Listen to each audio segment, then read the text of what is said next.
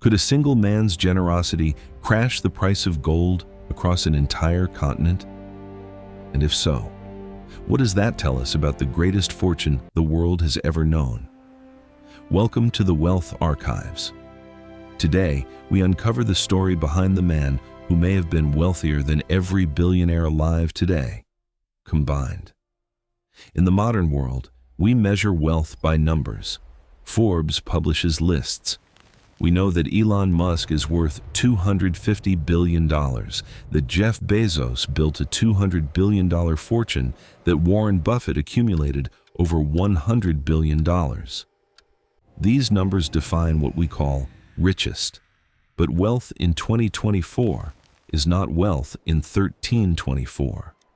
7 centuries ago, in a continent that the medieval world barely understood, a man ruled an empire so vast and so gold-rich that his personal fortune may have been multiples of today's wealthiest names. His name was Mansa Musa. The mystery of his wealth begins not with a number, but with a question historians still cannot fully answer. How rich was he really? Modern estimates have ranged wildly from $600 billion to $2 trillion equivalent. The reason for this uncertainty is simple. Mansa Musa's wealth was not held in stocks, real estate, or banks. His fortune was land, gold reserves, control of trade routes, and the labor of millions. But perhaps the real proof of his wealth is not a calculation, it is a crash.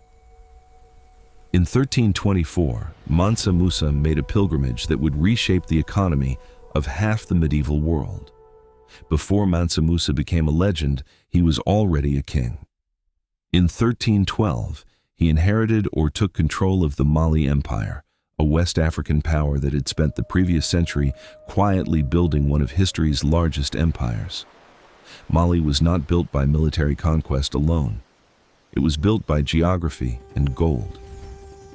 In the 13th century, Mali lay at the crossroads of the greatest trade network in the world. To the north, across the Sahara Desert, lay the Islamic world, North Africa, the Middle East, and beyond.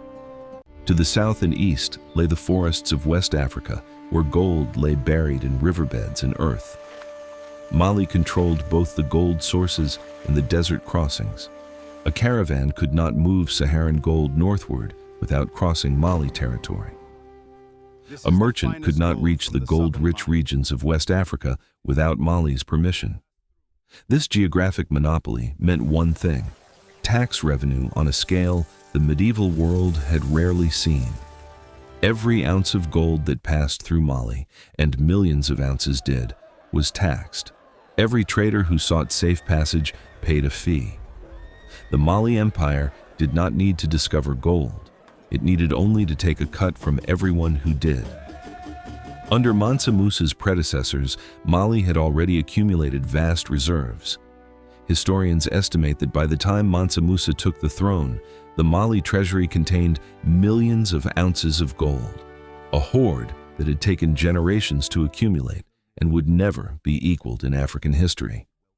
But Mansa Musa was not content to merely hold this wealth. He had a vision for how to spend it. In Islamic tradition, every Muslim who is able is expected to make the Hajj, the pilgrimage to Mecca.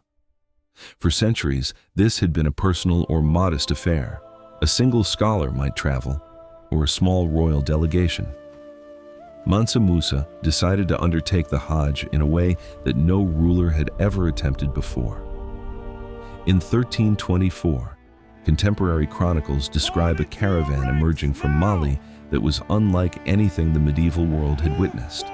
The accounts, recorded by Arab historians who saw it pass through Cairo, describe a procession of unimaginable scale and wealth.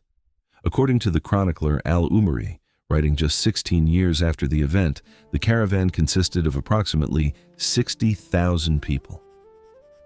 Traveling with this vast entourage were 80 camels, each carrying between 50 and 300 pounds of gold dust and gold bars.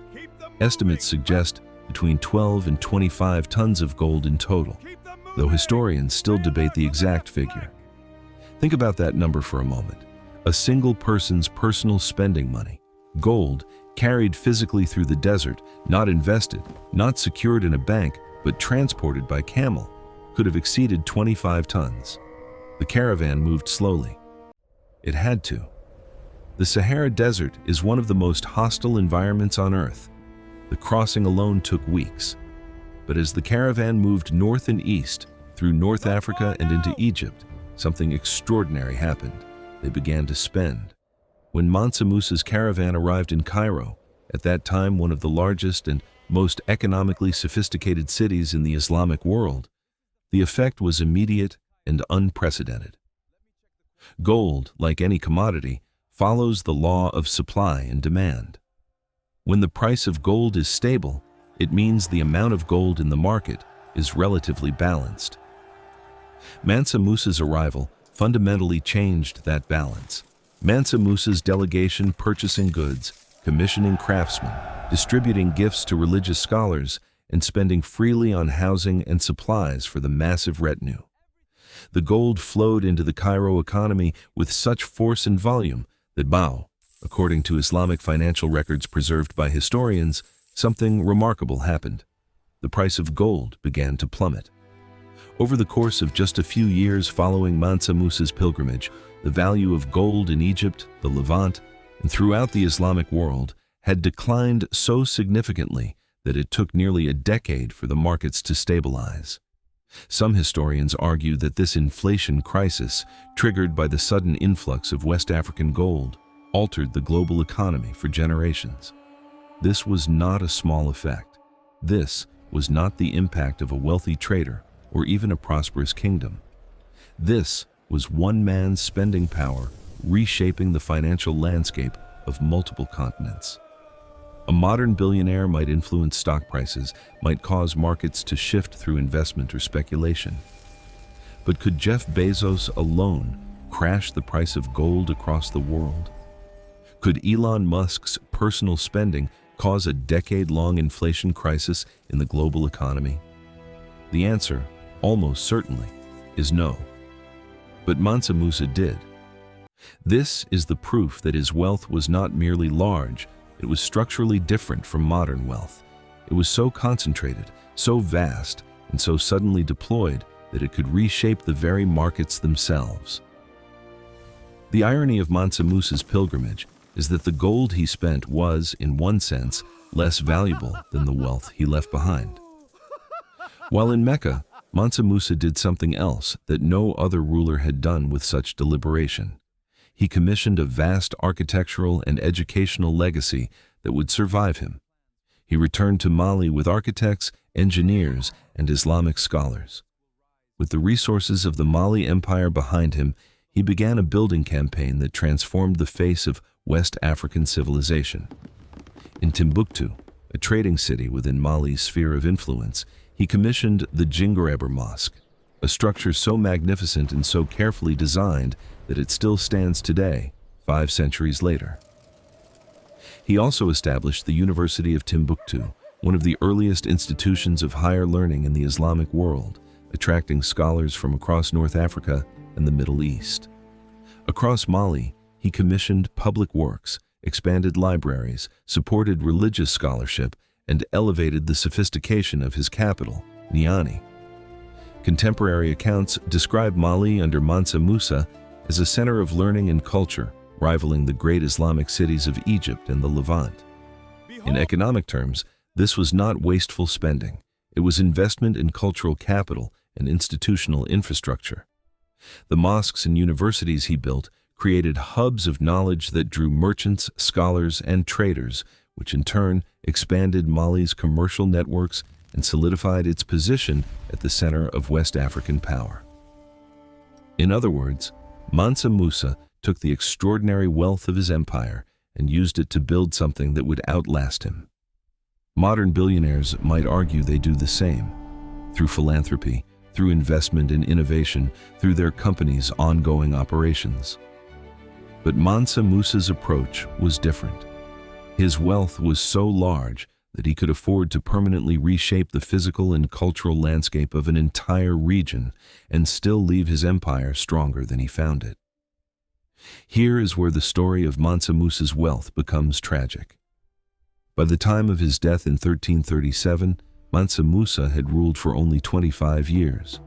Yet in those 25 years, he had built monuments that would be remembered for centuries, had drawn Mali into greater prominence in the Islamic world, and had left an indelible mark on history. But the Mali Empire did not remain supreme forever. By the 15th century, less than a century after Mansa Musa's death, Mali's power had begun to wane. The Songhai Empire to the east had grown stronger. Trade routes shifted. Saharan gold deposits, while still valuable, became less central to global trade. And without the administrative genius and resource management of its greatest ruler, Mali gradually lost its position as the dominant power of West Africa. By 1500, Mali was already in decline. By 1600, it was a footnote in history. This raises a question that historians still debate. Why did Mali fall so quickly after Mansa Musa? The answer is not entirely clear. Some scholars argue that Mansa Musa's generous spending, while generating enormous cultural capital, depleted Mali's gold reserves to the point where future rulers had fewer resources to work with. Others suggest that the empire's wealth made it a target for rival powers and external threats. Still others point to climate change, a prolonged drought that struck the Sahel region, as the root cause of Mali's decline. The truth is probably a combination of all these factors. But the mystery remains. A man so wealthy that he crashed global gold prices, whose empire controlled the richest gold reserves in the known world, whose administrative and architectural legacy lasted centuries, and yet whose empire had collapsed into relative obscurity within 200 years of his death. It is a reminder that even the greatest wealth, if not carefully preserved and managed, is temporary. So, returning to our original question, was Mansa Musa richer than modern billionaires? The answer depends on how you measure wealth. If you measure by percentage of global GDP, Mansa Musa's fortune was vastly larger than Elon Musk's or Jeff Bezos's. His wealth, as a percentage of the total economic output of the medieval world, may have been 10 or even 20 times larger than what a modern billionaire represents in today's global economy. If you measure by absolute spending power, the ability to purchase goods, commission works, and deploy resources, Mansa Musa's wealth was almost certainly larger. He could liquidate vast amounts of gold and reshape regional economies. A modern billionaire is constrained by markets, regulations, and the sheer size of the global economy in ways that Mansa Musa was not. But if you measure by type of wealth, the comparison becomes more complicated. Mansa Musa's wealth was primarily in gold reserves and land control. A modern billionaire's wealth is in equity, intellectual property, and financial instruments. These are different things. What is certain, however, is this. Mansa Musa's wealth was not merely money. It was power, the ability to reshape the world around him. He did this by controlling resources, by deploying them strategically, and by building institutions that would outlast him. Modern billionaires do these things too. But Mansa Musa did them in an era where a single ruler's decisions could move markets in measurable ways. He is the closest thing history has to a case study in absolute, undeniable wealth concentration. And what happens when that wealth is deployed with intention? Perhaps the real lesson is not that he was extraordinarily wealthy, but that even extraordinary wealth without the right institutional framework and succession planning is temporary. Mansa Musa could reshape economies, but he could not prevent his empire's decline. This is the paradox at the heart of his story. Unimaginable wealth and power, deployed with sophisticated intention, and yet ultimately unable to transcend the forces of history, climate, politics, succession, and time itself. The mystery of Mansa Musa's wealth is not a mystery of numbers, it is a mystery of scale. He was richer than modern billionaires, not necessarily in net worth in today's dollars, but in the proportion of the world's wealth he controlled, and in the tangible impact his spending power had on the world around him. He crashed the price of gold. He built universities that produced generations of scholars. He sponsored architectural works that survived 5 centuries. He did all this in 25 years of rule, and then his empire fell into decline. At the Wealth Archives, we uncover the true stories behind wealth, business, empires, and the people who shaped history. Thanks for watching, and we'll see you in the next chapter.